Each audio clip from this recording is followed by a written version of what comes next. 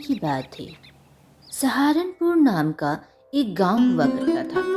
उस गांव में हरिया अपनी पत्नी मालती के साथ रहा करता था।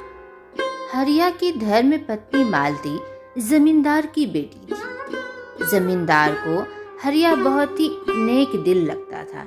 इसी कारणवश जमींदार ने अपनी बेटी मालती का हाथ हरिया को सौंप दिया। मालती अपने पति हरिया के साथ खुश ना थी, क्योंकि हरिया एक गरीब मछुआरा था। एक दिन की बात। ओ भगवान, भगवान कहाँ पर हो? मुझे मछलियाँ पकड़ने जाना है, मुझे देर हो रही है। रोज रोज का तो यही ड्रामा रह गया है। मछलियाँ पकड़ने जा रहा हूँ भगवान, मछलियाँ पकड़ने जा रहा हूँ। इतना ही तो कहते हो, लेकिन कभी मछलियाँ पकड़ के घर लेते भी तो आओ। अरे लाते भी है तो एक दो मछलियाँ ही पकड़ के लाते हैं, और वो भी छोटी छोटी। मेरे पिताजी के सर पर तो पत्थर पड़ गया था, तभी उन्होंने आपसे शादी मेरी कर डाली। मैं कहाँ अमीर घर में थी और अभी मैं क्या जीवन जी रही हूँ। कभी आपने सोचा है? अरे भगवान, ऐसा क्यों कहती हो? तुम तो सब जानती थी पहले मेरे बारे में कि मैं एक गरीब मछुआरा हूँ, और तुम्हारे पिताजी भी जानते थे। आखिर तुमने मेरे से फिर शादी क्यों की? अगर मैं तुम्हें पसंद नहीं था, या फिर मेरी गरीबी तुम्हें तंग करती थी भगवान?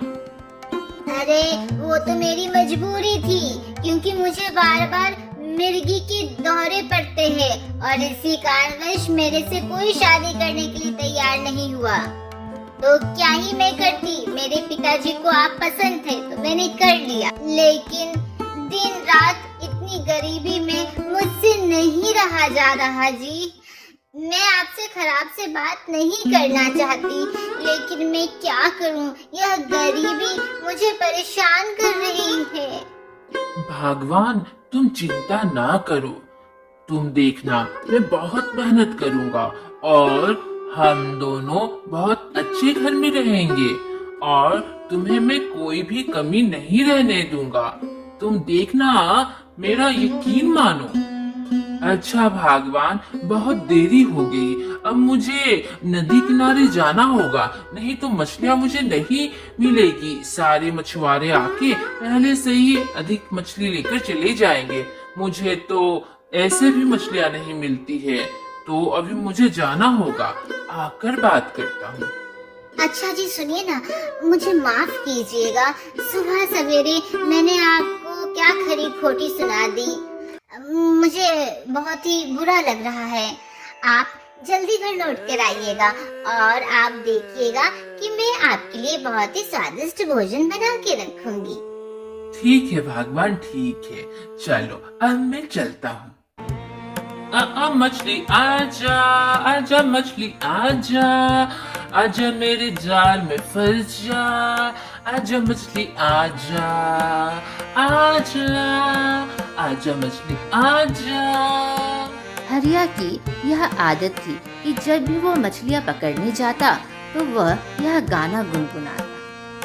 अरे देखो ना, कैसा पागल इंसान है। मछलियों को पकड़ने के लिए कोई गाना भी गाता है क्या?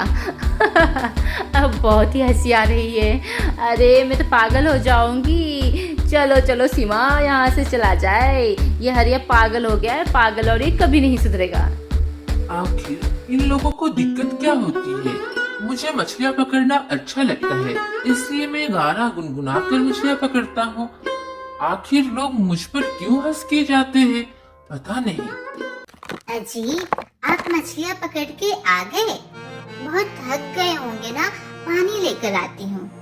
अरे मालती, रुक जाओ रुक जाओ, मुझे प्यास नहीं लगी है। अभी तुम रसोई घर क्यों जा रही हो? मुझे प्यास लगेगी तो मैं खुद ही पानी तुमसे मांग लूंगा। अरे मालती, क्या बताऊं, आज भी एक मछली भी नहीं मुझसे फंस पाई। मुझे माफ करना मालती, मैं मेहनत तो करता हूँ, लेकिन ना जाने मेरी किस्मत ही खराब है या फिर क्या। कोई बात नहीं जी, आज मछली नहीं फंसी तो कोई दिक्कत की बात नहीं है, किसी और दिन फंस जाएगी तो हम लोग बाजार में बेचकर अच्छे खासे पैसे कमा सकते हैं। और पता है, मैंने आपके लिए स्वादिष्ट खाना बनाया है। आप जल्दी से हाथ पैर धोकर आइए और हम लोग साथ में खाना खाएंगे। और थोड़ा सा भी चिंता ना करें, अभी 1 महीने का राशन रखा हुआ है घर पर। 1 महीने का जुगाड़ तो हो ही जाएगा, आप थोड़ा सा भी चिंतित ना हो।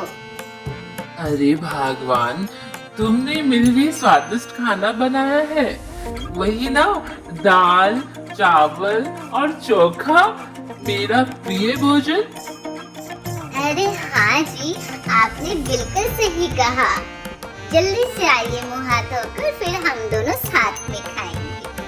हरिया अपनी बेबी मालती से बहुत ही प्रेम करता था और मालती भी हरिया को बहुत ही मानती थी, परंतु मालती कभी कभी गरीबी के कारण हरिया को खरी खोटी सुना देती थी। दूसरे दिन सुबह होते ही हरिया मालती से कहता है, अरे सुनो, आज मैं रमेश के यहाँ पहले जाऊंगा और उसके बाद तालाब जाऊंगा, और आते आते मुझे रात भी हो सकती है। सुनो, तुम खा पी कर सो जाना और मेरा इंतजार मत करना। अजी, ये क्या कहते हैं? इतनी रात तक क्यों नहीं आएंगे घर? जरा कारण तो बताए। सुनो भगवान, आज मैं खाली हाथ लौटकर नहीं आने वाला। आज मैं एक बहुत बड़ी मछली तो जरूर से पकड़ के आऊंगा, और जब तक नहीं पकड़ूंगा तब तक घर वापस नहीं आऊंगा, चाहे मुझे रात क्यों ना हो जाए। अजी, आप परेशान क्यों होते हैं? मैंने कहा ना, आप चिंता ना करें, आप हल्के मन से जाएं, और अगर मछलियाँ मिलती है तो ठीक है, नहीं भी मिलती है तो कोई बात नहीं। देखते ही देखते हरिया तालाब किनारे पहुंच गया और मछली पकड़ने की बहुत ही कोशिश करने लगा। मछलियाँ पकड़ते पकड़ते हरिया ने फिर वही गाना गाया, आजा मछली आजा, आजा मछली आजा, मेरी जाल में फंस जा। आजा मछली आजा, मेरी जाल में फंस जा। हे प्रभु, एक भी मछली मुझसे अभी तक नहीं पकड़ी गई। कैसा मैं मछुआरा हूँ, और सामने वाले ने तो इतनी ढेर सारी मछलियाँ पकड़ ली है। मैं क्या मालती को मुंह दिखाऊंगा, क्या उससे बोलूंगा? बेचारी तो हमेशा मेरी मदद करती है और मेरा साहस भी बढ़ाती है, लेकिन मुझे कुछ तो करना ही पड़ेगा प्रभु। देखते ही देखते रात हो गई और हरिया वापस घर आ लौटा। अरे भगवान, तुम यहाँ पर, तुम सोई नहीं? मैंने तो कहा था ना, तुम खा पी कर सो जाना, मेरा इंतजार मत करना। लेकिन ये क्या, मैं तो तुम्हें देख रहा हूँ कि तुम जागकर मेरा इंतजार कर रही हो। आखिर क्यों? अजी, आखिर आप ऐसा क्यों कहते? मैं क्यों ही सो जाऊंगी? आपके बिना मैं नहीं खाना खाऊंगी। क्या हुआ, मछलियाँ मिली कि नहीं मिली? मालती, क्या बताऊं, रात हो गई लेकिन मेरी जाल में तो एक भी मछली नहीं फंसी। बगल वाले के पास तो इतनी ढेर सारी मछलियाँ थी, उसकी जाल में बहुत सारी मछलियाँ फंसी, परंतु मैं अभागा हूँ मालती, मैं तुम्हें कोई खुशियाँ नहीं दे सकता। अजी, मैं आज सोच रही थी कि क्यों नहीं मैं आपके साथ तालाब चलूं और मछलियाँ पकड़ने में आपकी मदद करूं।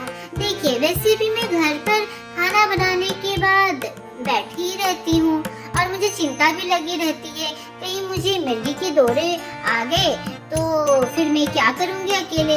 आपके साथ अगर रहूंगी तालाब पर तो मेरी देखभाल भी हो जाएगी और मैं आपकी मदद भी कर डालूंगी कुछ। मालती, ये क्या तुम अपने मन से बोल रही हो?